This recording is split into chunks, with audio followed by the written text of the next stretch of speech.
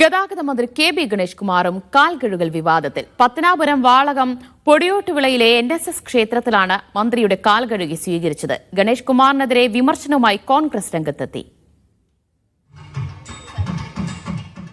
ഞായറാഴ്ച കൊല്ലം പത്തനാപുരം വാളകത്തുള്ള ക്ഷേത്ര ചടങ്ങിലെത്തിയപ്പോഴായിരുന്നു മന്ത്രിയുടെ കാൽ കഴുകിയത്. പൊടിയാട്ടുവിളയിലെ NSS ക്ഷേത്രത്തിലെത്തിയ മന്ത്രിയുടെ കാൽ കഴുകി പൂർണ്ണകുംഭം നൽകിയാണ് ക്ഷേത്ര ഭാരവാഹികൾ സ്വീകരിച്ചത്.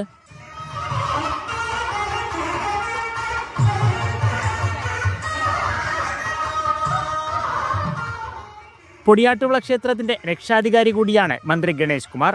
ആചാരത്തിന്റെ ഭാഗമായ ചടങ്ങാണെന്നും വിവാദം അനാവശ്യമെന്നും ക്ഷേത്ര ഭാരവാഹികൾ പ്രതികരിച്ചു. അതേസമയം LDF മന്ത്രിസഭയിൽ അംഗമായ ഒരാൾ കാൽ കഴുകലിന് നിന്നുകൊടുത്തതിനെതിരെ കോൺഗ്രസ് രംഗത്തെത്തി. അവിടെ വരുന്ന ആരെങ്കിലും കാല് കഴിയിട്ട് സ്വീകരിക്കാവുന്ന ആചാരത്തിന്റെ ഭാഗമാണോ? അല്ല, അവിടെ നടന്നിട്ടുള്ളത് മാടമ്പിത്തരമാണ്.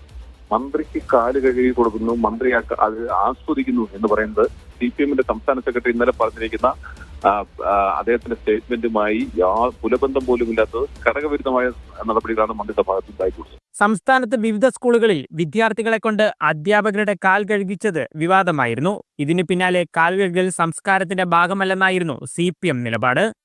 മീഡിയ 1 കൊല്ലം.